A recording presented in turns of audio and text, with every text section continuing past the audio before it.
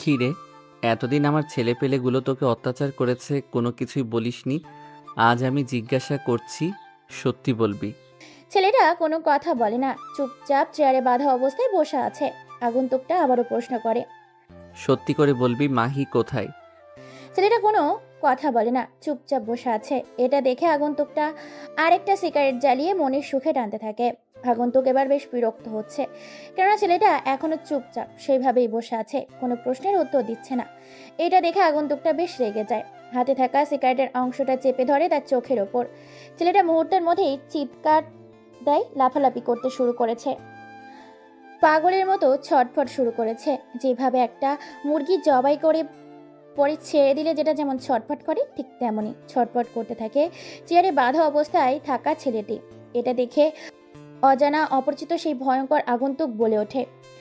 তোকে আমি শেষবারের মতো জিজ্ঞাসা করছি, সত্যি সত্যি প্রশ্নের উত্তর দিবি নাকি মৃত্যুর দুয়ারে ঢলে পড়বি? আগন্তুকটা আবারও প্রশ্ন করে তাকে। ছেলেটা কোনো কথা বলে না, সেইভাবে চুপচাপ আছে। ছেলেটার চোখটা ঝলসে গিয়ে পড়ে গিয়েছে, নষ্ট হয়ে গেছে চোখের দৃষ্টিশক্তি। ছেলেটা সেই চোখ দিয়ে আর দেখতে পায় না। সিগারেটের অংশটা চোখে চেপে ধরার কারণে চোখটা জ্বলে এগিয়ে পুড়ে ফসকা পড়ে গেছে। ছেলেটা কাঁদতে থাকে আর বলে ওঠে।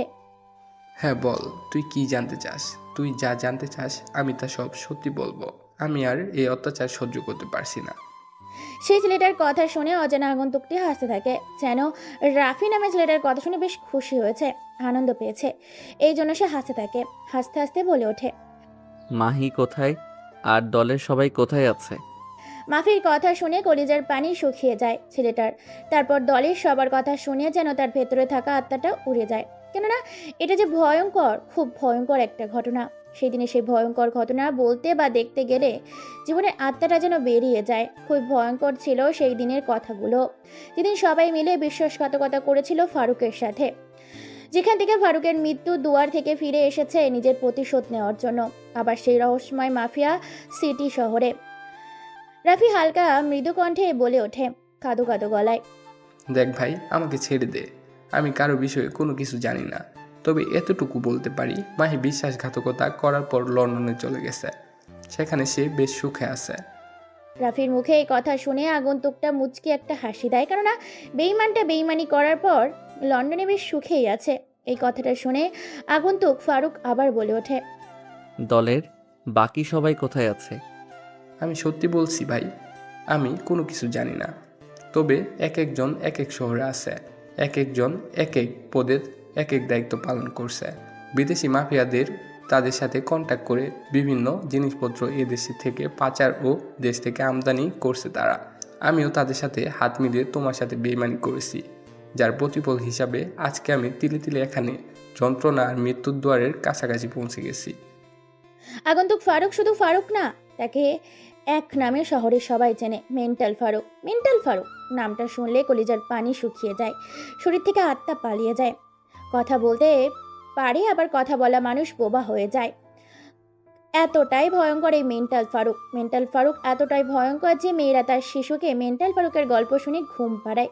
যেন অবশ শিশুরা এই মেন্টাল ফারুকের ভয়াবহ অত্যাচারের কথা শুনে যেন তারাও বোবা বনে যায়। এতটাই ভয়ঙ্কর, হিংস্র, হায়না এই মেন্টাল ফারুক। মেন্টাল ফারুক বলে ওঠে। আকাশ পাতাল উত্তর দক্ষিণ যেখানে থাকুক না কেন, প্রত্যেককে খুঁজে মৃত্যু কাকে বলে সেটা দেখিয়ে দেব তাদের নিজের চোখ দিয়ে। ফারুকের এরকম ভয়ঙ্কর রূপ ভয়াবহ কথা শুনে ভাবতে শুরু করেছে ছেলেটা এতদিন শুধু অত্যাচার করেছিল ফারুকের ছেলেপুলেগুলো, কিন্তু আজকে ফারুক নিজে এসেছে রাফিকে অত্যাচার করতে, রাফির পেট থেকে সমস্ত কথা বের করতে। ফারুক রাফির একটা পা চেপে ধরে, প্রায় পাটা কেটে গিয়ে রক্ত বেরোতে শুরু করেছে। এই ব্যথা যেন সহ্য করতে পারে না রাফি, ভীষণভাবে চেপে ধরেছে। ব্যথায় যন্ত্রণায় যেন বারবার ছটফট করছে। রাফি চিৎকার করে ওঠে। ভাই, আমি আর এই মৃত্যুর যন্ত্রণা সহ্য করতে পারছি না। আমাকে মারার হলে একেবারে মেরে ফেলো, এতবার অত্যাচার করে মেরো না। আমি যে তোমার অত্যাচার আর সহ্য করতে পারছি না। রাফির মুখে কথা শুনে পাগলের মতো হাসতে থাকে ফারুক। মেন্টাল ফারুক পাগল হয়ে উঠেছে, রক্তের নেশায় রক্ত খেকর হায়না হয়ে উঠেছে, যেন সে উল্টা পাল্টা করে দেবে পুরো পৃথিবীটাকে। এতটাই হিংস্র আর হায়না হয়ে উঠেছে সে, তাকে যেন পাগলের মতো হাসতে হাসতে রাফির বুকে পা রাখে, বলে ওঠে, কেবল তো তোর যন্ত্রণা শুরু করলাম, তোকে এতটাই কষ্ট দিয়ে মারবো যে বুঝতে পারবে বিশ্বাসঘাতকতার ভয়াবহ পরিণতি কি। কথাটা বলে রাফির সামনে থেকে উঠে পড়ে। তারপর জিসানের উদ্দেশ্যে বলে ওঠে, ওর উপরে অত্যাচার করতে থাক, দেখবি মরতে বসেছে, চিকিৎসা নিবি, আবার অত্যাচার শুরু করবি, ওকে তিলে তিলে আমি মারবো। যে ভাই, আমি বুঝতে পারছি আপনার কথা মতো প্রত্যেকটা কাজ হবে এখানে। ভাই, মিশনের জন্য রেডি হতে হবে। আপনি যে ছবিটা আমাকে দিয়েছিলেন, সম্ভবত তারা ভার্সিটিতে আছে।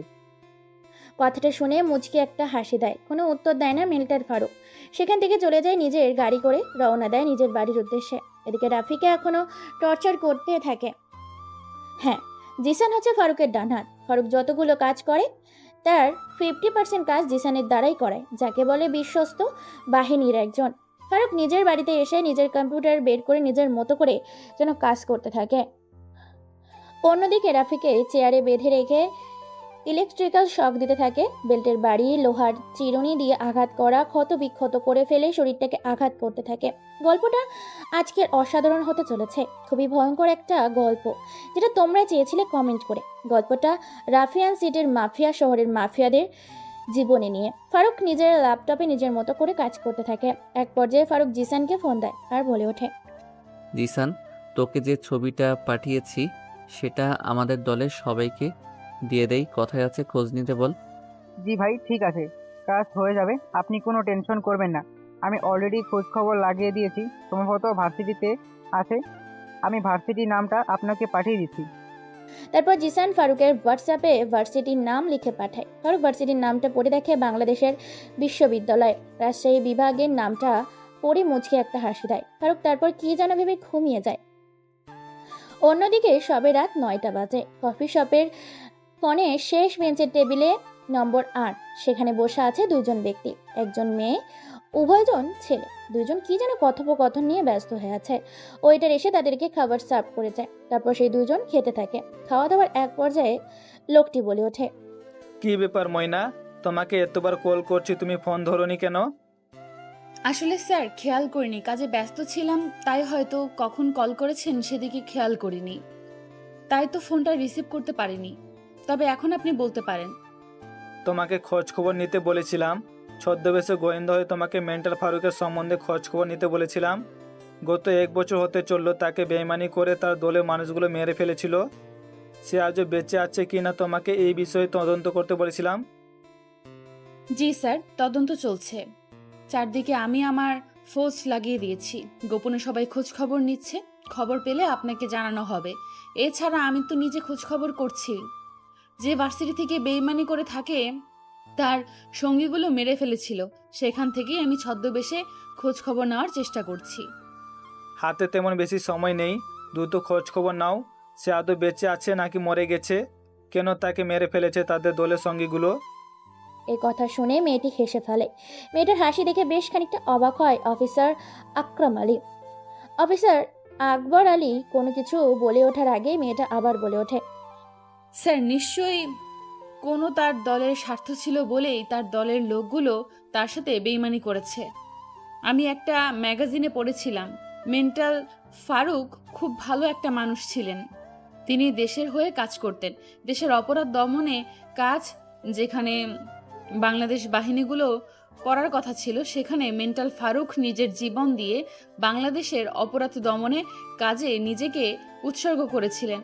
আমি একটা ম্যাগাজিনে পড়েছিলাম এই মেন্টাল ফারুক খুব ভয়ঙ্কর একটা মানুষ, তার কথার অবাধ্য হলে সে নাকি প্রাণে বলে মেরে ফেলে। আমি জানি যে মেন্টাল ফারুক মানুষটা ভালো, কিন্তু তিনি আইন নিজের হাতে তুলে নিয়েছিলেন। আমি খোঁজ খবর নিতে বলেছি তাকে কেন হত্যা করা হয়েছিল, এর পেছনে আসল রহস্যটা কি। অফিসার আকবরের কথা শুনে মুচকি এসে ফেলে গোয়েন্দা বিভাগের সিনিয়র অফিসার নুসরাত জাহান ময়না। ময়না বলে ওঠে, স্যার ছদ্মবেশে ভার্সিটিতে আমরা খোঁজ খবর করছি, পেলেই আপনাকে সবকিছু জানানো হবে। তবে আমার মনে হয় না যে বেঁচে আছে এখনো মেন্টাল ফারুক, কেননা সে যদি বেঁচে থাকতো অবশ্যই সে তার খুনের তার প্রতি অন্যায় হওয়ার প্রতিশোধ সে নিত। কিন্তু আজকে 1 বছর হতে চলেছে, প্রায় এখনো মেন্টাল ফারুকের কোনো ছিটে ফোঁটাও এই শহরে পাওয়া যায়নি। তুমি ভুলে যাচ্ছ কেন? ওরা ছিল রাফিয়ান সিটির মাফিয়ার জগতের শীর্ষ মস্তান। খুব ঠান্ডা মাইন্ডের গেম খেলার মানুষ তারা। তুমি যদি চলো ডালে ডালে, ওরা চলে পাতায় পাতায়। ডোন্ট ওয়ারি স্যার, সময় এলে সবটা সামনে চলে আসবে। হয়তো এখনো সত্যিটা আসার সময় হয়নি। তোমার উপরে পুরো দায়িত্ব থাকলো। আমি তাহলে আজ চলি। কোনো চিন্তা করবেন না স্যার, সময় হলে সবটা প্রকাশ হয়ে যাবে। অফিসার আকবর আলী এবং গোয়েন্দা বিভাগের সিনিয়র অফিসার নুসরাত জাহান ময়না হাঁসে করে দুজন দুই রাস্তা ধরে বেরিয়ে পড়ে, দুইটা দামি সরকারি কালো রঙের গাড়ি নিয়ে। আপনাদের নিশ্চয়ই কৌতূহল হচ্ছে কেমন ঘটেছিল মেন্টাল ফারুকের সাথে, যার জন্য সে আজকে হায়না হয়ে ফিরে এসেছে এই রাফিয়ান জগতে। সবটা জানতে পারবেন এই গল্পের মাধ্যমে। যদি শুরু থেকে শেষ পর্যন্ত গল্পটা শোনেন তবেই। দুজন মানুষ দুই দিকে চলে যায়। দেখতে দেখতে রাত কেটে সকাল হয়। চারিদিকে পাখির কিচিরমিচির, সকালে সুন্দর মৃদু বাতাস, মানুষের কোলাহল, যানবাহনের চলাচল। ঘুম ভেঙে যায় ফারুকের। মিটমিট করে চোখ খুলে ফারুক। হঠাৎ করে ফারুকের চোখ যায় ঘড়ির দিকে।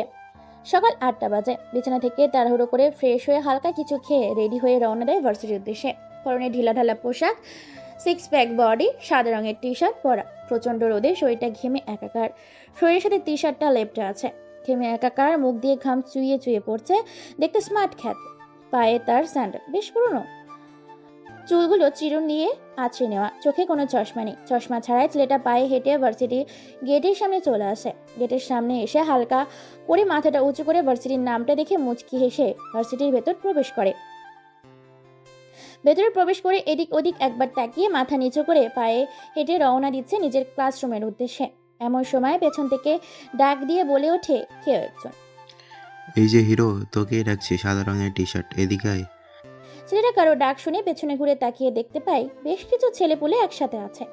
ছেলেটা সেদিকে খেয়াল না করে বাইরে আবার রওনা দেয়। পেছন থেকে আবার বলে ওঠে, এই যে হিরো, সাদা রঙের টি শার্ট পরা, তোকে ডাকছি, তোর বড় ভাই আমরা তোকে ডাকছি, এদিকে আয়। ছেলেটা এবার সেখানে থমকে দাঁড়ায়। এদিক ওদিক ভালো করে তাকিয়ে দেখতে পায় কেউ সাদা রঙের টি শার্ট পরেনি, শুধুমাত্র সেই সাদা রঙের টি শার্ট পরেছে। এমন সময় পেছন ঘুরে ছেলেগুলোর দিকে তাকায়। উপস্থিত থাকা ছেলেগুলো চোখের ইশারা দেওয়ার সাথে সাথে ছেলেটা তাদের সামনে গিয়ে দাঁড়ায়।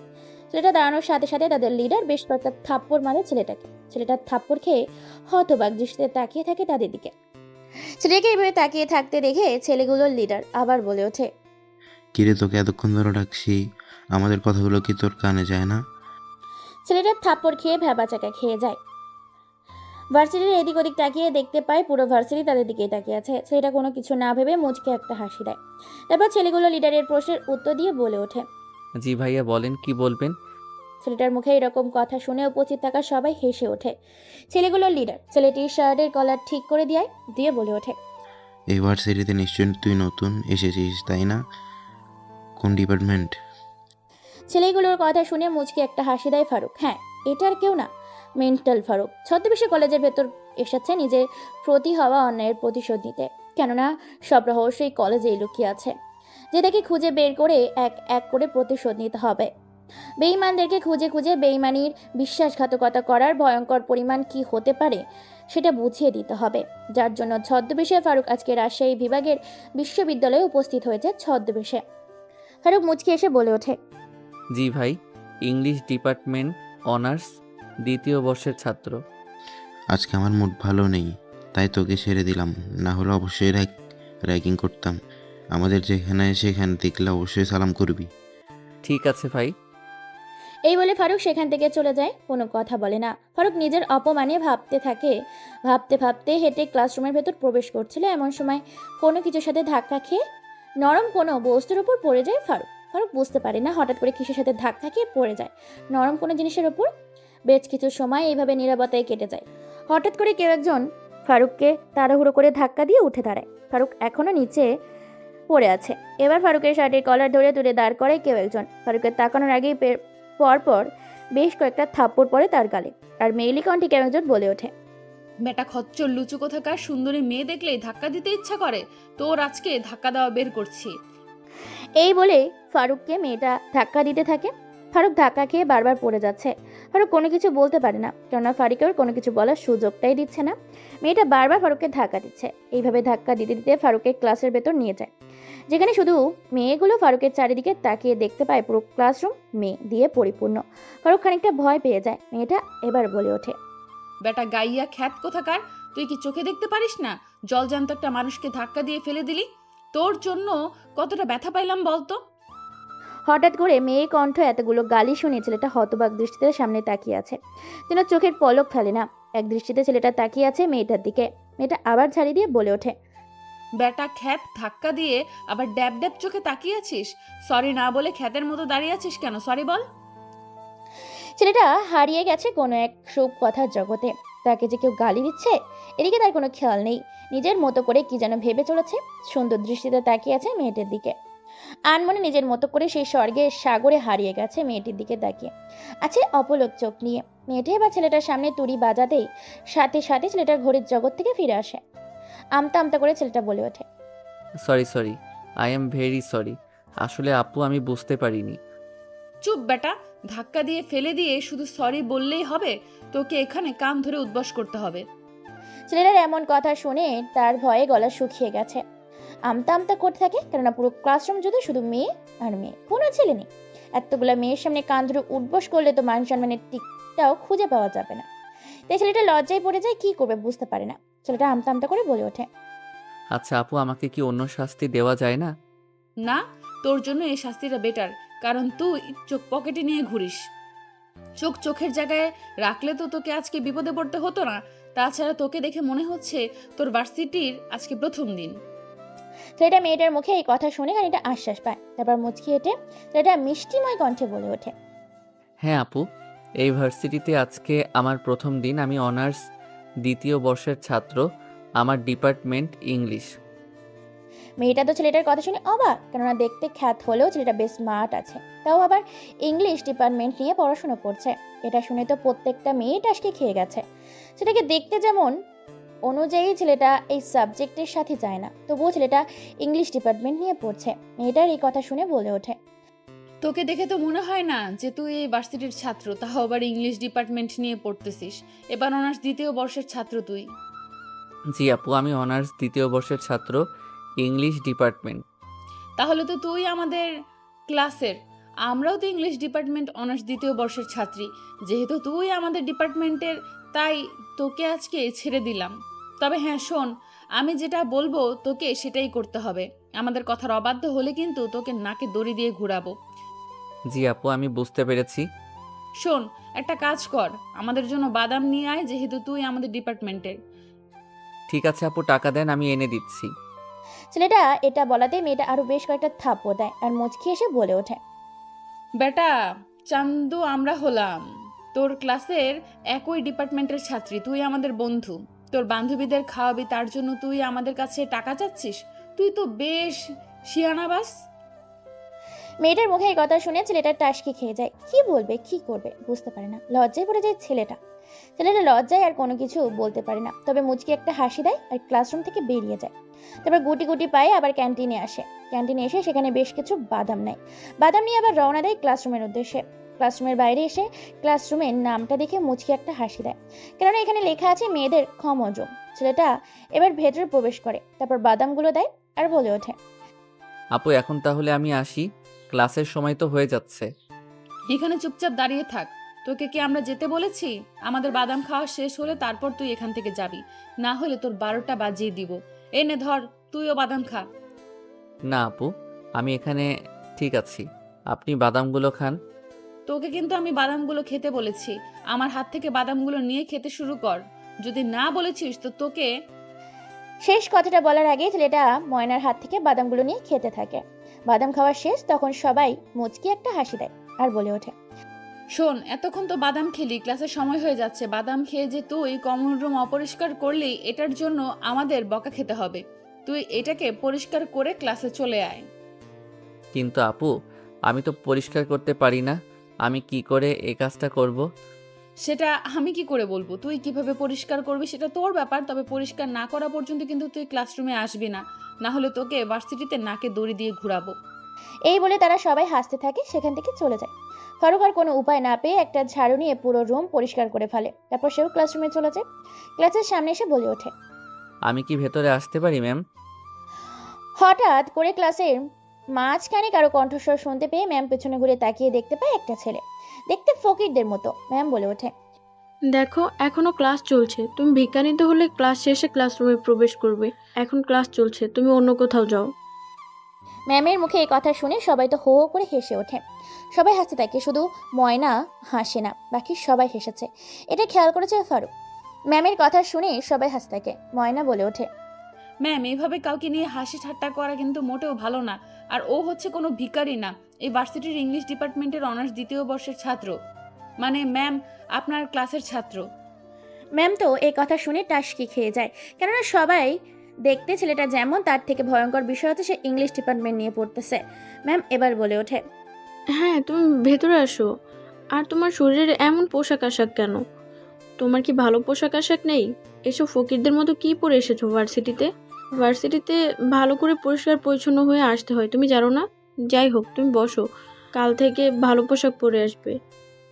ছেলেটা কোনো কথা বলে না, চুপচাপ শেষের বেঞ্চে গিয়ে বসে পড়ে। তারপর পাশে একটা ছেলে বসে আছে, কিন্তু কেউ কোনো কথা বলে না। এইভাবে দেখতে দেখতে পুরো ক্লাসরুম শেষ হয়ে যায়। সবাই এক এক করে ক্যান্টিনে চলে যায়। ক্যান্টিনে গিয়ে যে যার মতো আড্ডা দিতে থাকে। এরপর আবার ক্লাস করে। ক্লাসে এবারও নতুন ম্যাম এটা এসেছে। নিজের মতো করে সমস্ত কাজ শেষ করে কলেজ ছুটির সময় যে যার মতো বেরিয়ে যায়। রাস্তা দিয়ে হেঁটে চলেছে এক ফারুক। ফারুক নিজের মতো করে একা একা পায়ে হেঁটে চলে যায় নিজের গন্তব্যের উদ্দেশ্যে। প্রবেশ করে একটা বস্তিতে। বস্তিটা ভীষণ নোংরা। বস্তির আনাচে কানাচে অলিতে গলিতে প্রবেশ করে। তারপর চোখের পলকে চলে আসে তার বিশাল বহুল রাজপ্রাসাদ বাড়িতে। হ্যাঁ, এটা রাজপ্রাসাদের থেকে কম কিছু নয়, রাজপ্রাসাদের থেকেও অনেক বড়, যেখানে অসংখ্য সিকিউরিটি। বাড়িটা সেফটির জন্য রাখা হয়েছে। বাড়িটা যেন সোনা দিয়ে তৈরি করা, শুধু চকচক করছে। একদম এলাকার ভেতরে। কেউ জানে না যে এলাকার ভেতরে এত সুন্দর একটা বাড়ি আছে। সবাই জানে এই নোংরা বস্তিটা নোংরা জায়গায়, এখানে কোনো বাড়ি নেই, কিন্তু বস্তির ভেতরে মাঝখানে বিশাল রকমের একটা বাড়ি আছে।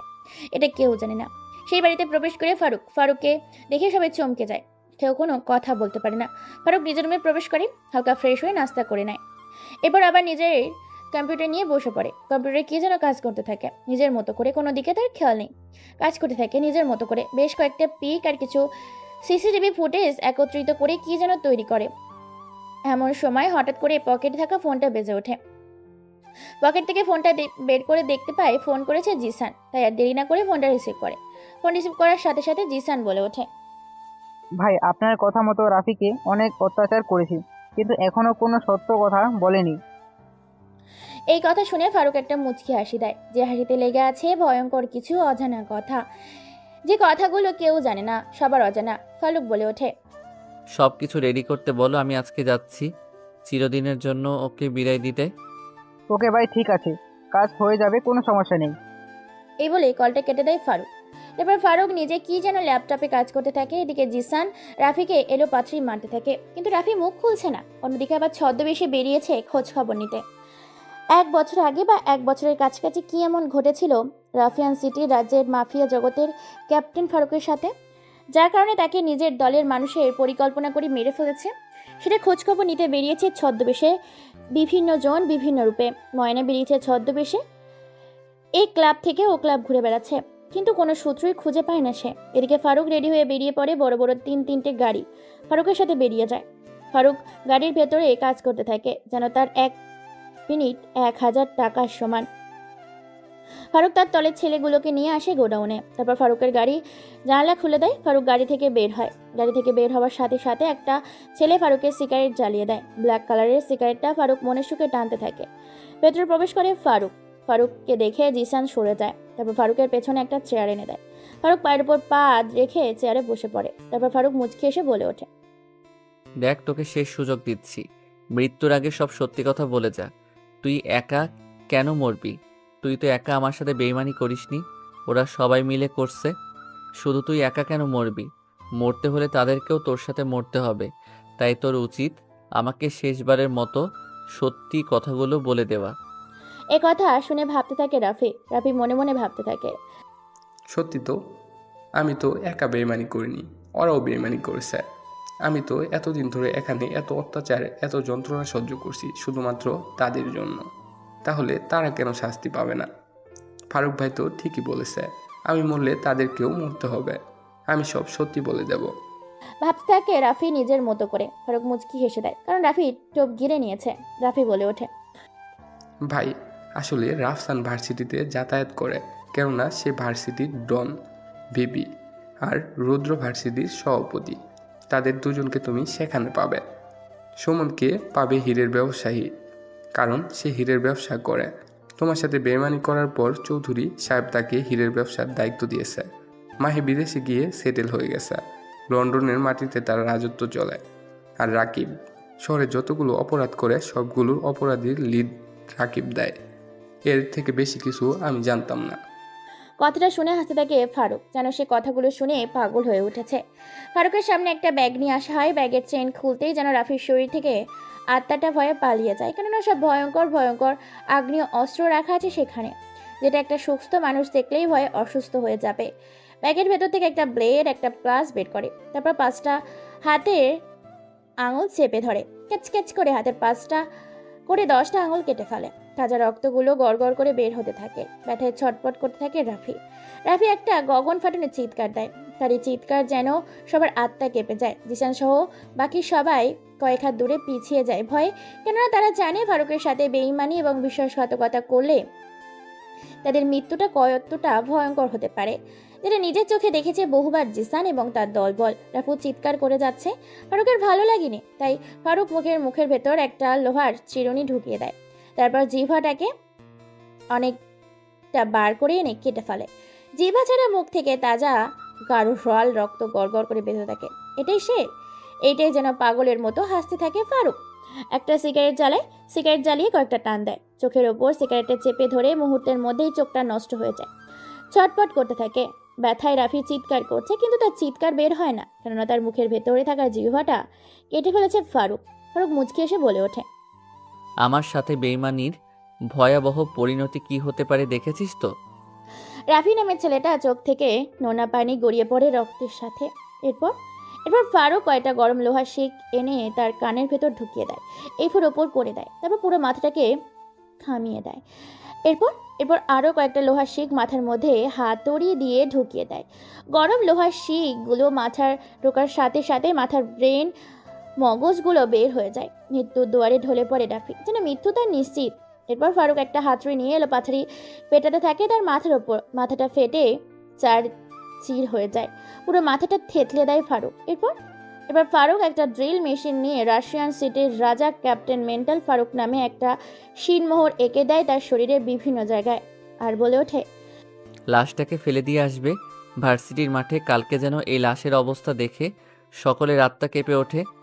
জি ভাই, কাজ হয়ে যাবে। নেক্সট টার্গেট কাকে বানাবেন? রাফসান আর রুদ্রকে তুলে আনার ব্যবস্থা কর। ওকে ভাই, ঠিক আছে, কাজ হয়ে যাবে। তারপর ফারুক বেরিয়ে পড়ে নিজের বাড়ির উদ্দেশ্যে। এদিকে রাতের আধারে গোয়েন্দা হয়ে পাগলের মতো ছদ্মবেশে এদিক ওদিক ঘুরে বেড়াচ্ছে ময়না, সাথে তার পুরো টিম। ময়না পাগলের বেশে একটা নাইট ক্লাবের সামনে বসে আছে ছেলেদের ছদ্মবেশে।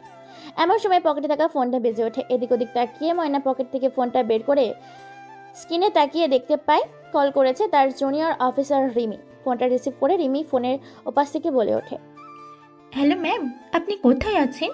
আমি পুরো খোঁজ খবর নিয়েছি, বিভিন্ন সিসিটিভি চেক করেছি, কোথাও কোনো খোঁজ পাইনি। তবে আমার মনে হয় এখনো বেঁচে আছে মেন্টাল ফারুক। তোর এটা মনে হচ্ছে কেন যে মেন্টাল ফারুক এখনো বেঁচে আছে? বেঁচে থাকার রহস্যটা কি তুমি আমাকে খুলে বলো।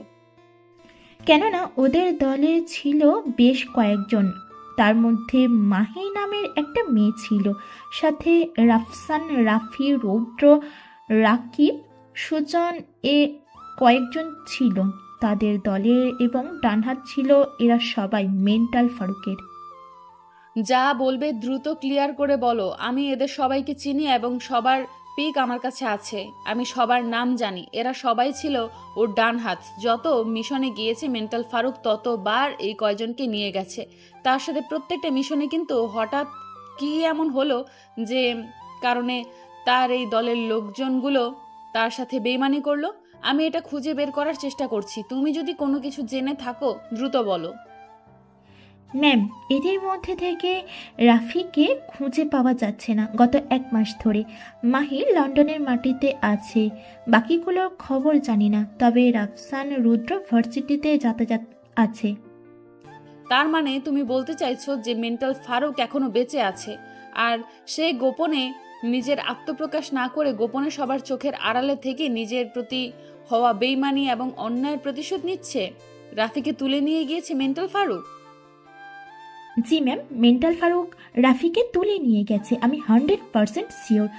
আমার তো এখন এটাও মনে হচ্ছে যে কিছু দিনের মধ্যে আত্মপ্রকাশ করবেন মেন্টাল ফারুক। আইসি, তুমি সুন্দর একটা তদন্ত করেছো, আমি খুব খুশি হয়েছি।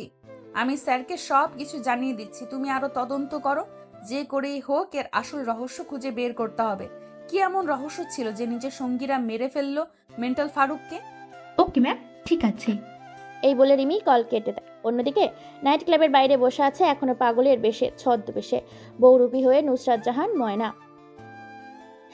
এক এক করে নাইট ক্লাব থেকে বের হচ্ছে সবাই।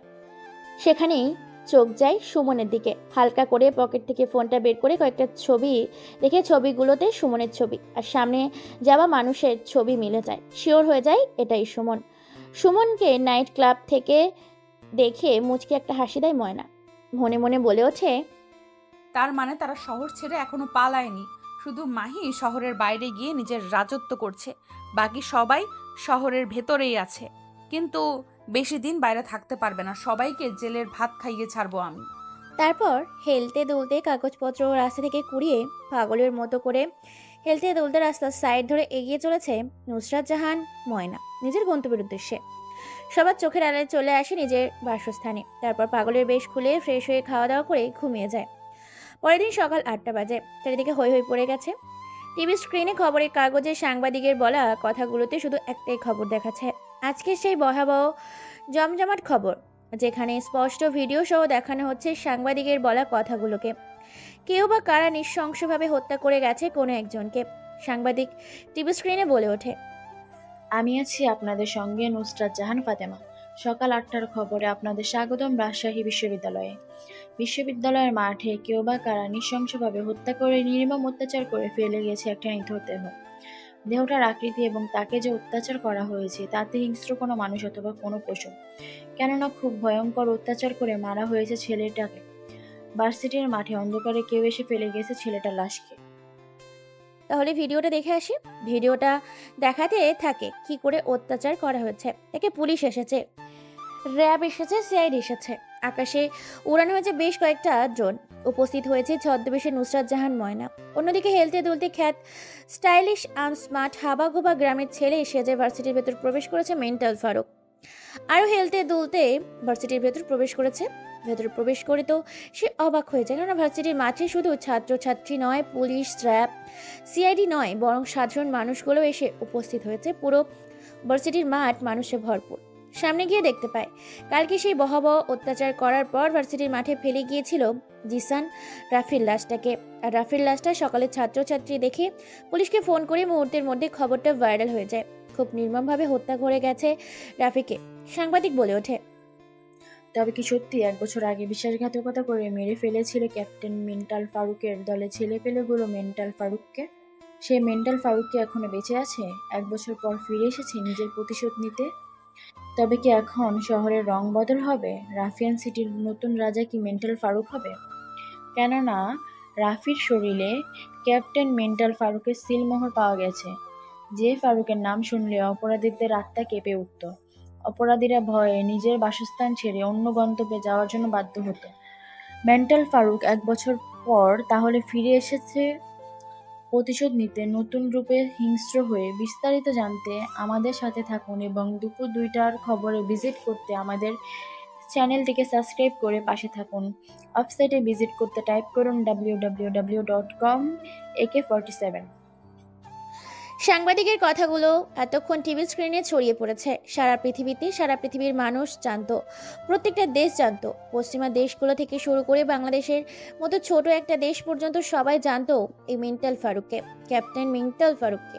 সারা পৃথিবীর মানুষ চিনত, প্রত্যেকটা দেশ চিহ্নিত মেন্টাল ফারুকের নাম শুনে আবারও সেই রকম অপরাধীদের মধ্যে আতঙ্ক সৃষ্টি হয়ে গেছে। এটা দেখে মুচকি একটা রহস্যময় হাসি দেয় ফারুক। ফারুক মনে মনে ভীষণ আনন্দ পেয়ে যায়, কেননা ফারুক নামটা শুনে সবার মধ্যেই আতঙ্ক সৃষ্টি হয়ে গেছে। রুদ্র, রাফসান, সুমন, রাকিব, মাহি এই খবরটা দেখে আতঙ্কে পড়ে যায়। একে অপরকে কল করতে থাকে। ভয়ে তাদের কলিজার পানি শুকিয়ে গেছে। তারা ভয়ে ভয়ে ভাবতে থাকে, ফারুক যদি সত্যি বেঁচে থাকে তাহলে মৃত্যু তাদের নিশ্চিত। এই ভয়ে রুদ্র আর রাফসান বলে ওঠে, তার মানে এখনো ফারুক ভাই বেঁচে আছে? আর এতদিন আমরা রাফিকে খুঁজে পাচ্ছিলাম না, কেননা রাফি তার কাছে বন্দি ছিল 1 মাস ধরে। রাফির অমানবিক অত্যাচার করেছে, রাফিকে মেরে ফেলেছে। তুই একদম ঠিক বলেছিস। যত দ্রুত সম্ভব একটা মিটিং ডাকতে হবে, না হলে মৃত্যু আমাদের জন্য নিশ্চিত। ফারুক ফিরে এসেছে মানে সে তালগোল পাকিয়ে দেবে, পুরো শহরে আকাশ পাতাল হলো খুঁজে বের করবে এক এক করে আমাদের সবাইকে। আজকে ভার্সিটিতে যাব, তারপর মিটিংয়ের সময় ঠিক করব, কি বলিস? ওকে, চল তাহলে এখন ভার্সিটির উদ্দেশ্যে বেরিয়ে পড়ি, তাহলে অন্তত নিজের চোখে লাশটা দেখা যাবে রাফির। ওকে, ঠিক আছে, চল। ভার্সিটির মাঠে উপস্থিত হয়েছে হাজার হাজার ছাত্রছাত্রী, শিক্ষক শিক্ষিকারা, সাধারণ মানুষ। পুরো ভার্সিটির মাঠ জুড়ে শুধু মানুষ আর মানুষ।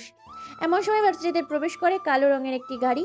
গাড়ির ভেতর থেকে বের হয়ে আসে রৌদ্র, রাফসান। রৌদ্র আর রাফসানকে দেখে সাংবাদিকগুলো চারিদিক দিয়ে ঘিরে ফেলে। সাংবাদিকগুলো একের পর এক প্রশ্ন করতে থাকে। সাংবাদিক বলে ওঠে, স্যার, আপনাদের দলের সঙ্গী রাফিকে কেউ বা কারা মেরে ফেলেছে, সম্ভবত ফারুক মেরে ফেলেছে। মেন্টাল ফারুক কি তবে ফিরে এসেছে প্রতিশোধ নিতে? আপনারা যে তাদের সাথে বেইমানি করেছিলেন। সাংবাদিক বলা কথাগুলো বেশ রেগে যায় রাফসান। আর রুদ্র, রাফসান বলে ওঠে, দেখুন, আমরা কারোর সাথে কোনো রকম বেইমানি করিনি। ক্যাপ্টেন মেন্টাল ফারুক সে আমাদের বড় ছিল, আমাদের লিডার ছিল। আমরা স্যারের সাথে কোনো বেইমানি করিনি। বেইমানি করেছিল বাইরের কোনো দেশ। কিন্তু সাধারণ মানুষ এবং দেশের বাহিরের সব মানুষ তো জানতো যে আপনারা নাকি বেইমানি করেছেন তার সাথে। বেইমানি করে তাকে হত্যা করেছেন শুধুমাত্র ক্ষমতার জন্য। বিদেশিদের সাথে হাত মিলিয়ে তাকে পৃথিবী থেকে সরিয়ে দিয়েছেন, আপনাদের রাস্তা থেকে সরিয়ে দিয়েছেন। সাংবাদিকের বলা কথাগুলো শুনে রাফসান আর রুদ্র ঘামতে শুরু করেছে। টপ টপ করে তাদের ঘাম ঝরতে শুরু করেছে, কেননা ওরা এখানে এসে পুরোপুরি ফেঁসে গেছে। সাংবাদিকের বলা কথাগুলো শুনে রুদ্র এবার বলে ওঠে, দেখুন, আপনাদের অনুরোধ করছি, কোনো প্রমাণ ছাড়া আমাদের ওপর দোষারোপ করবেন না।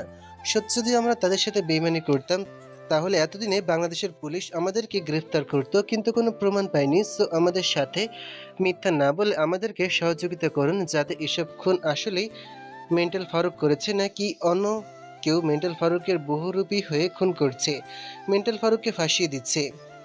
হ্যাঁ স্যার, আপনি ঠিক বলেছেন। প্রশ্ন একটাই, আসলেই এসব মেন্টাল ফারুক করছে নাকি মেন্টাল ফারুকের ছদ্মবেশে কেউ খুনগুলো করে ফাঁসিয়ে দিচ্ছে মেন্টাল ফারুককে? তবে এখানে একটা প্রশ্ন থেকে যায়। গত এক মাস ধরে নিখোঁজ ছিল রাফি সাহেব। তিনিও কিন্তু বেইমানি করেছিলেন মেন্টাল ফারুকের সাথে। সেক্ষেত্রে মেন্টাল ফারুক নিজের প্রতি অন্যায়ের প্রতিশোধ নিতে আবার ফিরে এসেছে বলে সম্ভাবনা বেশি করা যাচ্ছে। বাংলাদেশ আইন শৃঙ্খলা বাহিনীর এরকম জমজমাট খবর পেতে আমাদের চ্যানেলটিকে সাবস্ক্রাইব করে পাশে থাকুন। অফসাইটে ভিজিট করতে টাইপ করুন www.com AK47। ভিড় ঠেলে ভেতর প্রবেশ করে রাফসান আর রুদ্র। রাফসান আর রুদ্রর সামনে এগিয়ে গিয়ে রাফির ক্ষত বিক্ষত দেহটা দেখে ভয়ে তাদের কলিজার পানি শুকিয়ে যায়, গলা শুকিয়ে গেছে, শরীর থেকে যেন আত্মাটা পালিয়ে গেছে, শরীরটা কাঁপতে শুরু করেছে, কেননা এতটাই নির্মমভাবে হত্যা করেছে রাফিকে। শরীরের বিভিন্ন জায়গায় শিলমোহর লাগিয়ে দিয়েছে ক্যাপ্টেন মেন্টাল ফারুকের নামে। রুদ্র আর রাফসান আরও ভয় পেয়ে যায়, কেননা এই শিলমোহরগুলো সত্যি ক্যাপ্টেন মেন্টাল ফারুকের। অন্যদিকে রাফসান আর রুদ্রকে দেখে রহস্যময় মুচকি হাসি দেয় দুজন অজানা বহুরূপী ব্যক্তি।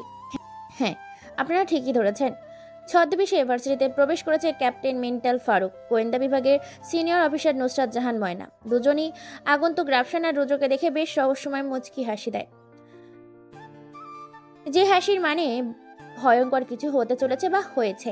রাফসান আর রুদ্র ভার্সিটিতে এক মুহূর্ত দেরি না করে বেরিয়ে পড়ে গাড়ি নিয়ে ভার্সিটি থেকে রাফসান আর রুদ্রকে দেখে ফারুক মুচকি একটা হাসি দেয়। তারপর সবার চোখের অগোচরে পকেট থেকে ফোনটা বের করে গাড়ির নাম্বার ও গুলো পাঠিয়ে দেয় জিসানের ফোন নাম্বারে।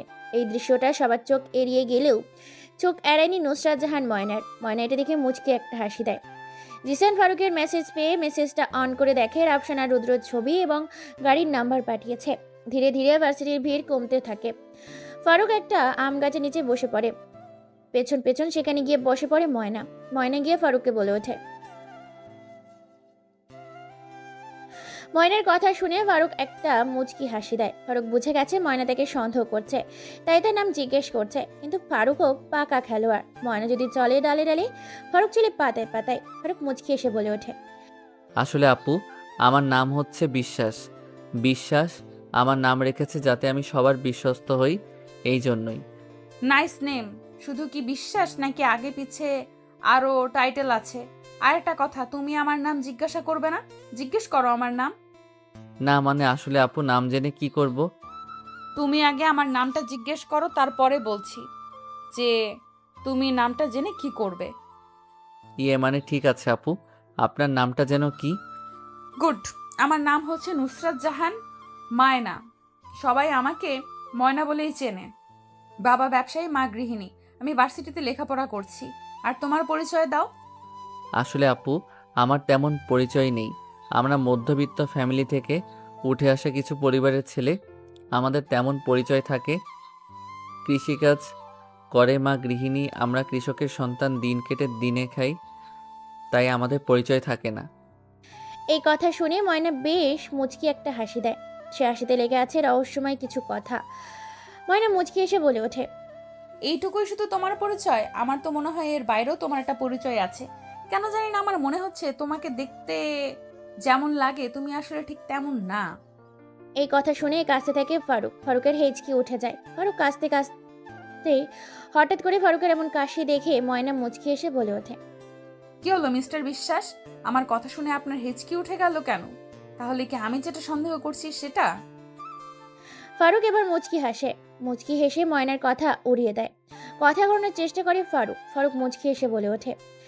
এখন আপনি আমাকে কি সন্দেহ করছেন সেটা একান্ত আপনার ব্যক্তিগত ব্যাপার। আমার নাম বিশ্বাস। আমি যেমন বিশ্বস্ত, তেমনি আমার নামটা হচ্ছে বিশ্বাস। সব ঠিক আছে, একটা কথা জিজ্ঞাসা করব। হ্যাঁ করেন। ক্যাপ্টেন মেন্টাল ফারুককে তুমি কি চেনো বা তার দলের সদস্যদেরকে চেনো? কোনোদিন নাম শুনেছো কি মেন্টাল ফারুকের? এই কথা শুনে ঘামতে থাকে মেন্টাল ফারুক। ফারুক মুচকি এসে ময়নার প্রশ্নের উত্তর দিয়ে বলে ওঠে। হ্যাঁ শুনবো না কেন, অবশ্যই চিনি। এমনকি এই মেন্টাল ফারুকের সম্বন্ধে আমি ম্যাগাজিনও লিখেছি অনেকগুলো। আপু, আপনি চাইলে আমি আপনাকে একটা ম্যাগাজিন দিতে পারি। ম্যাগাজিন? তুমি আমাকে কোন ম্যাগাজিন দিতে চাও আগে তো শুনি, তারপরে নিব কিনা সেটা বলছি। মেন্টাল ফারুকের উপর আমি একটা ম্যাগাজিন লিখেছি। তাহলে তো অবশ্যই নিতে হবে, কেননা মেন্টাল ফারুককে যে আমার খুবই দরকার। নিশ্চয়ই তুমি এমন কোনো কিছু মেন্টাল ফারুকের দেখেছো তার জন্য তার উপর একটা ম্যাগাজিন লিখেছো।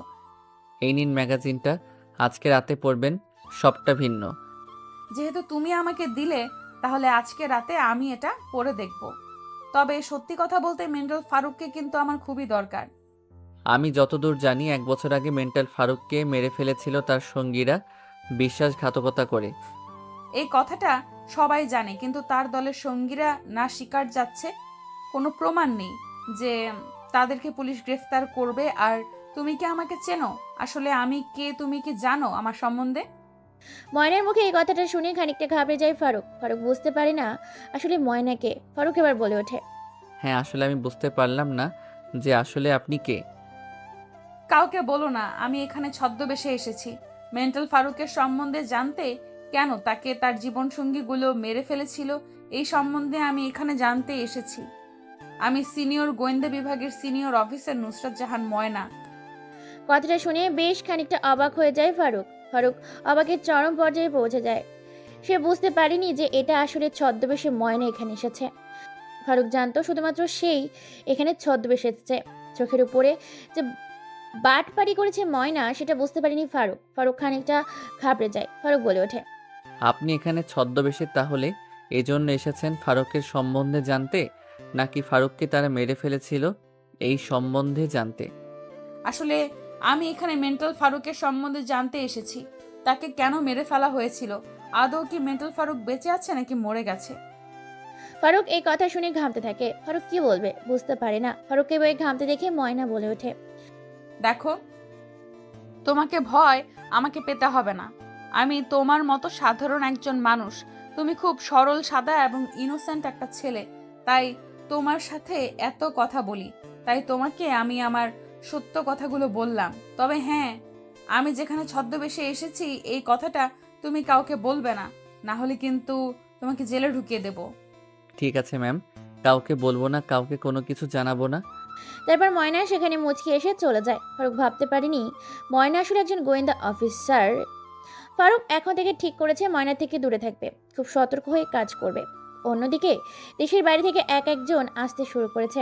এক এক দেশ থেকে এক এক গুন্ডা এসে উপস্থিত হয়েছে রাফসান আর রুদ্রের অফিস মিটিংয়ে বসেছে। সেখানে বলে ওঠে মাহি, আমার মনে হয় ফারুক এখনো মরেনি, সে বেঁচে আছে। সে বেঁচে থাকা মানে আমাদের মৃত্যু নিশ্চিত, কারণ সে খুব ভয়ঙ্কর একটা মানুষ। আমার মনে হয় আমাদের দেশ থেকে পালিয়ে যাওয়া উচিত, কেননা ফারুক যদি ফিরে আসে তাহলে মৃত্যু আমাদের ছাড়বে না। সবাই সবার মতামত দিতে থাকে, কথোপকথন করতে থাকে। এমন সময় সেখানে লন্ডনের ডন বলে ওঠে, যাই হয়ে যাক, কেউ দেশ থেকে পালিয়ে যাবে না। আমি কোটি কোটি টাকা দিয়ে অনেক প্ল্যান প্রোগ্রাম করে ফারুককে মেরেছি। তোমাদের এখানে এক একটা বড় দায়িত্ব দিয়েছি, তোমরা দায়িত্ব থেকে পালিয়ে যেতে চাচ্ছ? স্যার, দায়িত্বের থেকেও জীবনটা বেশি বড়। আমি তার সাথে ছলনা করেছি, তাকে প্রেমের ফাঁদে ফেলে তার সাথে বেইমানি করেছি। সে যদি সত্যিই ফিরে আসে তাহলে সে বেইমানি করার জন্য খুব নৃশংসভাবে আমাদেরকে হত্যা করবে। সে সবকিছু ভুলে যেতে পারে, সবকিছু ছেড়ে দিতে পারে, সবাইকে ক্ষমা করে দিতে পারে, কিন্তু বেঈমানের বিশ্বাসঘাতকতা করাকারীকে কখনো সে ছেড়ে দেয় না। তার সাথে বিশ্বাসঘাতকতা বা বেইমানি করা মানে মৃত্যু খুব ভয়ঙ্কর। এই মেন্টাল ফারুক, আমরা ক্যাপ্টেনের সাথে অন্যায় করেছি। তাদের কথোপকথন শুনে বিভিন্ন দেশের বিভিন্ন ডন বলে ওঠে। এক এক দেশ থেকে এক একজন মাফি এসেছে, তাদের মধ্যে থেকে মিটিং করতে থাকে। কথোপকথন চলতে থাকে সবার মাঝে। শুধু একটাই ভয়, সে ভয়টা শুধু ফারুককে নিয়ে। কেননা ফারুক খুব ভয়ঙ্কর একজন ব্যক্তি, তাকে দেশ এবং দেশের বাইরের প্রত্যেকটা মানুষ চেনে। মাফিয়া জগতের মাফিয়া, সিটির রাফিয়ান জগতের রাফিয়ান, সিটির রাজা, ডন বা কিলার ছিল সে। তার কথার চুল পরিমাণ কেউ কথা বলতে পারতো না।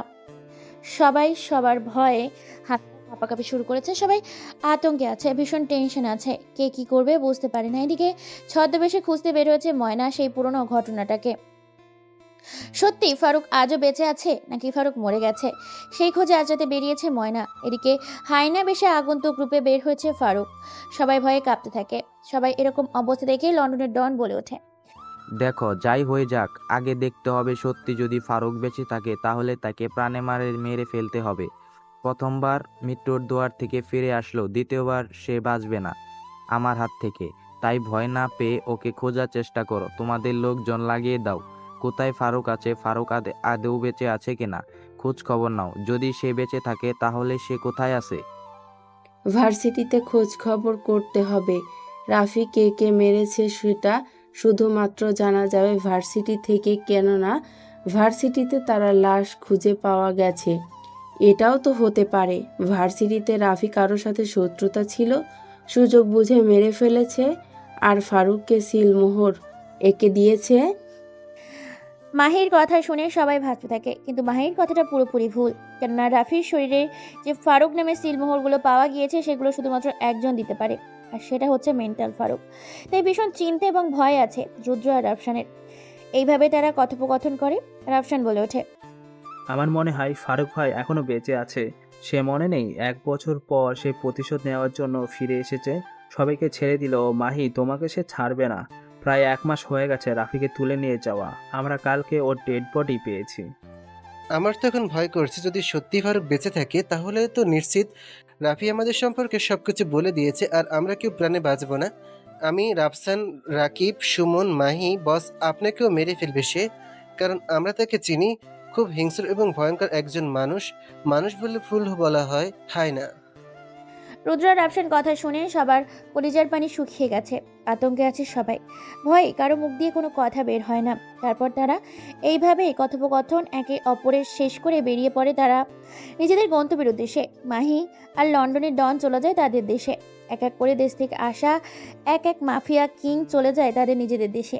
রাফসান রুদ্র ঠিক করেছে কালকে তারা ভার্সিটি গিয়ে ভালো করে খোঁজ খবর করবে, তদন্ত করবে আসলে সত্য বেঁচে আছে কিনা ফারুক। তাই তারা এখনকার মতো শুয়ে পড়ে। রাত 1টা বাজে। চারিদিকটা নিঝুম হয়ে গেছে, অন্ধকার হয়ে গেছে, একদম শুনশান, কোনো মানুষের ছিটে ফোটা নেই। অন্ধকার রাত, রাত 2টা বাজে। এমন সময় বেশ কয়েকটা গাড়ি আসে রাফসান রুদ্রের বাড়ির সামনে। চারিদিক দিয়ে বাড়িটা ঘিরে ফেলে। মেইন দরজার কাছে এসে কলিং বেল বাজাতে থাকে রুদ্র, আর রাফসান ঘুমাচ্ছে। হঠাৎ করে কলিং বেলের আওয়াজ শুনে চমকে ওঠে তারা। ভয়ে কোনো কথা বলতে পারে না, কারণ এখন রাত 2টা বাজে। এখন তাদের বাড়িতে আসবে, ভয় পেয়ে গেছে। তারা ভয় পেয়ে কি করবে বুঝতে পারে না। এদিকে এক এক পর এক কলিং বেল বাজতে থাকে জিসান। দরজা খোলার কোনো নামগন্ধ নেই। তারা ভয়ে ভয়ে সিসিটিভি ফুটেজের কাছে যায়। তারপর ল্যাপটপ ওপেন করে দেখতে পায় সত্যি তাদের সামনেই মেন্টাল ফারুক দরজার বাইরে দাঁড়িয়ে আছে। রাফসান আর রুদ্র এতে দেখে ভয়ে তাদের গলা শুকিয়ে গেছে, কি করবে বুঝতে পারে না। অবশেষে পকেট থেকে ফোন বের করে রাফসান কল করে মাহিকে, আর বলে ওঠে, মাহি তুই আমাদের বাঁচা, আমাদের বাড়ির দরজার সামনে ফারুক ভাই দাঁড়িয়ে আছে, আমাকে তুই বাঁচা। কথাটা শেষ করার আগেই কোথা থেকে যেন একটা গরম বুলেট এসে বুক ভেদ করে দেয়, দেওয়ালে গেঁথে যায়, ছিটকে গিয়ে পড়ে বেশ খানিকটা দূরে। এটা দেখে ভয়ে গলা শুকিয়ে গেছে। দৌড়ে খাটের নিচে লুকিয়ে পড়ে রুদ্র। ছটপট করতে থাকে রাফসান। সেখানে ভেতরে প্রবেশ করে প্রায় 10 জনের মতো। সামনে ফারুক দাঁড়িয়ে আছে, পেছনে স্পাইপার আর AK-47 বন্দুক নিয়ে দাঁড়িয়ে আছে 10 জন। পেছন থেকে একটা সোফা সেট এনে দেয় জিসান। তারপর পায়ের উপর পা তুলে বসে পড়ে ফারুক। একটা সিগারেট জ্বালিয়ে মনের সুখে টানতে থাকে। রাফসান আর রুদ্র কে রশি দিয়ে বেঁধে ফেলে। ফারুক বলে ওঠে, তোরা কি ভেবেছিলি আমাকে মেরে ফেলে পৃথিবীতে খুব শান্তিতে থাকবি? ভাই আমাদের ভুল হয়ে গেছে, আমরা বুঝতে পারিনি আমরা অন্যায় করেছি তোমার সাথে বিশ্বাসঘাতকতা করে। ফারুক এ কথা শুনে পাগলের মতো হাসতে থাকে, যেটা জোকারের মতো কোনো কিছু বলে ফেলেছে রাফসান আর রুদ্র। রাফসান আর রুদ্রের কথা শুনে ফারুক পাগলের মতো হাসতে থাকে। হঠাৎ করে হাসিটা বন্ধ করে দিয়ে ধারালো একটা ছুরি পেটের ভেতর ঢুকিয়ে দেয়। তাতে দুজনেই ছুরি দিয়ে আঘাত করতে থাকে। পেট কেটে পেটের ভেতর থেকে তাজা লাল রক্ত গড়গড় করে পড়তে থাকে। ফারুক বলে ওঠে, কোনো কথা হবে না, শুধু এখন আমার কথা চলবে। মৃত্যুর জন্য তৈরি হ, বেইমানি করার ফল তো তোদের পেতে হবে। কথাটা বলে ফারুক তাদের কানগুলো কেটে ফেলে, এরপর জিহ্বাটা কেটে ফেলে, তারপর ছুরি দিয়ে পা কেটে ফেলে, তারপর ছুরিটা তাদের দুজনের চোখের ভেতর ঢুকিয়ে দেয়, তারপর চোখগুলো চোখের জায়গা থেকে উপরে ফেলে দেয়, তারপর পাগলের মতো হাসতে থাকে। এরপর একটা গাছ কাটে মেশিন নিয়ে আসা হয়।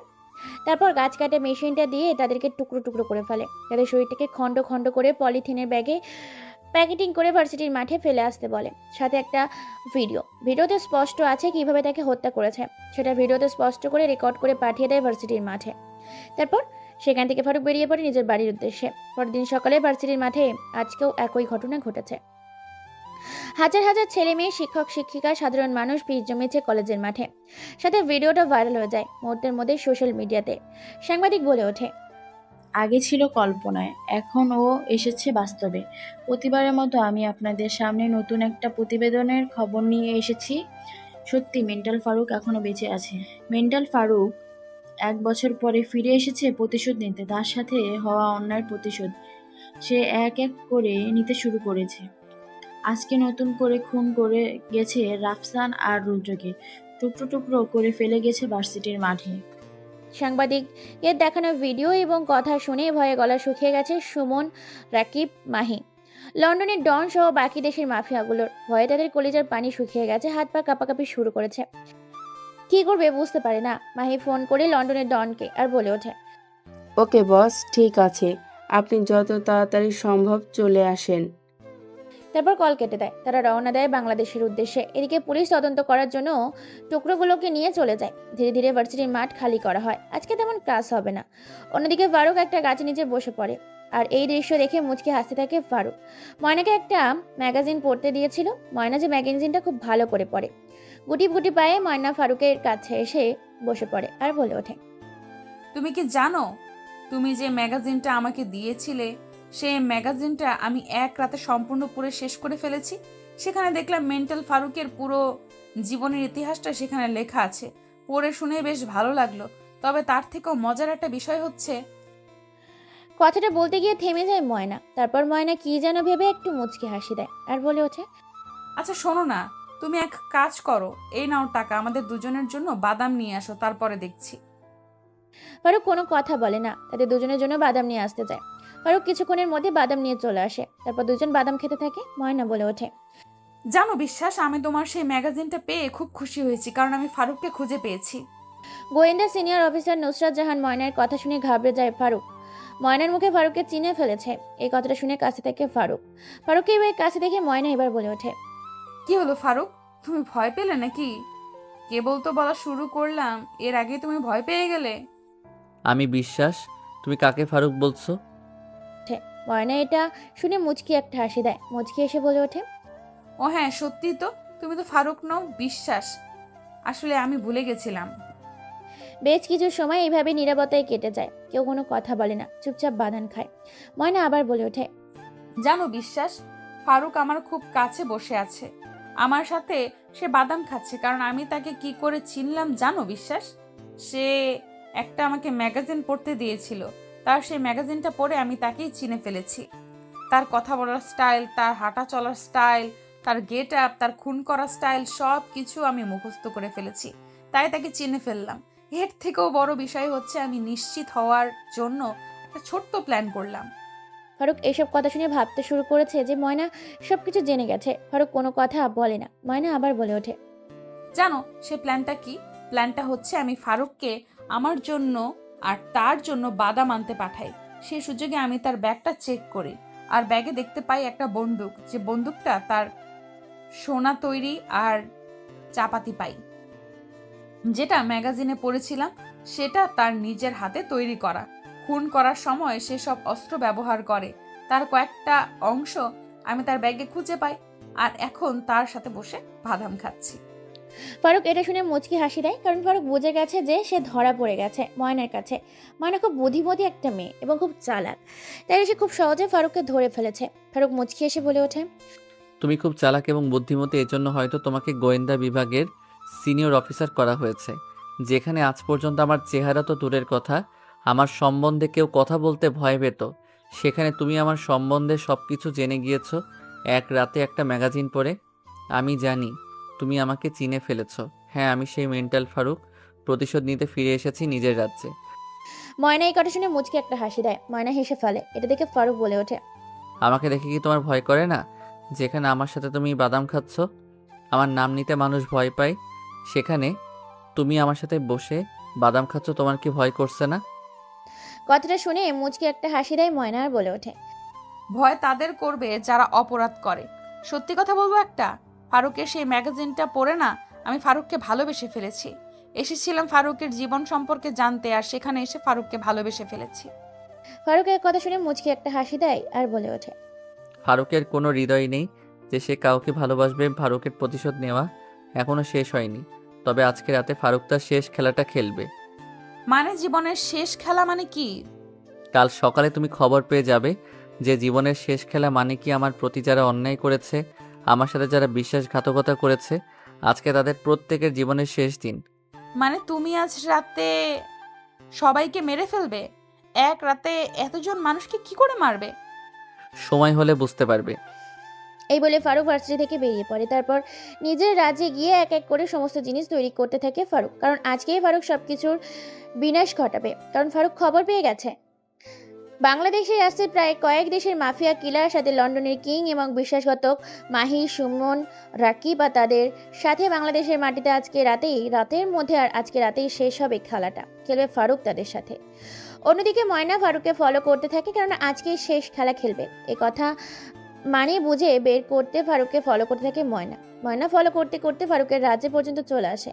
সেই বাড়ি অবধি পৌঁছে যায়, যেটা কিনা সোনা দিয়ে তৈরি করেছে ফারুক তার বাড়িটাকে। এই বাড়ির সামনে এসে যায় ময়না তো এত বড় বাড়ি দেখে অবাক হয়ে যায়। পুরো বাড়িটা যেন সোনা দিয়ে তৈরি করেছে।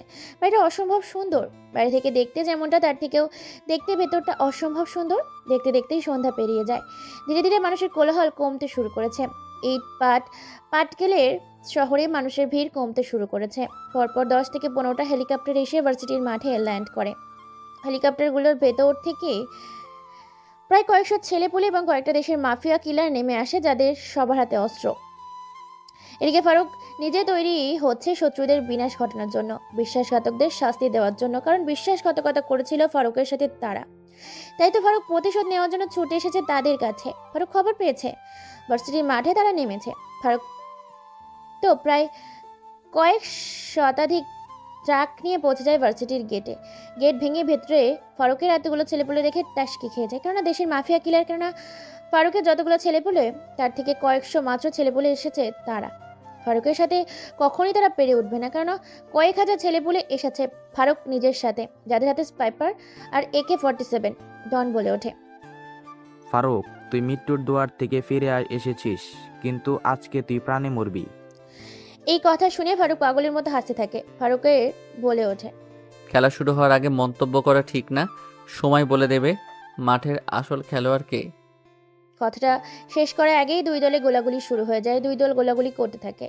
এমন সময় সেখানে ফারুকের হাতে হাত রেখে একজন কারো হাতের স্পর্শ পেয়ে ফারুক সেদিকে তাকায়। ফারুক তাকিয়ে তো অবাক, কেননা তার সঙ্গ দিচ্ছে ময়না। ময়না বলে ওঠে, তোমাকে বলেছিলাম না আমি তোমাকে ভালোবাসি।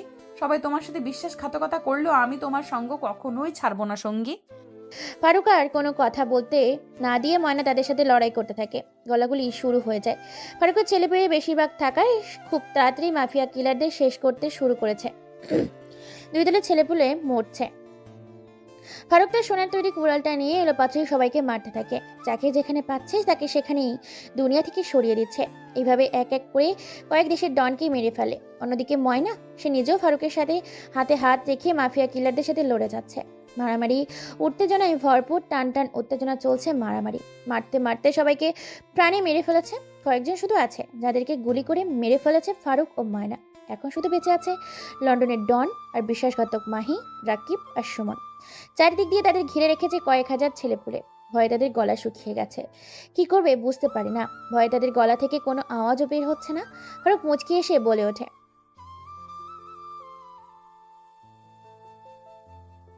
কথাটা বলে ধারালো একটা ছুরি গলার ওপর চালিয়ে দেয় লন্ডনের ডনের। হঠাৎ এমন হওয়াতে শরীর থেকে মাথাটাই আলাদা হয়ে যায়। ছিটকে গিয়ে পড়ে ভার্সিটির কোনো এক ঝোপে।